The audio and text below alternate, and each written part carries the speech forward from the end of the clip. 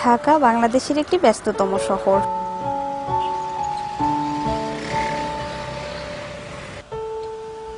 এখানে আমরা সবাই নিজ নিজ কাজে ব্যস্ত।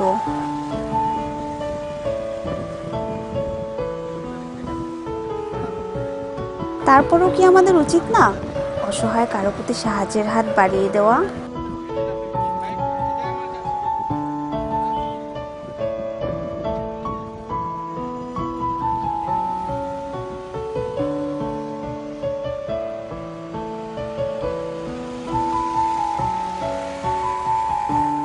হয়তো আমাদের এতটুকু সহযোগিতাই এই অসহায় মানুষদের চলার পথ অনেকটা সহজ করে দিবে।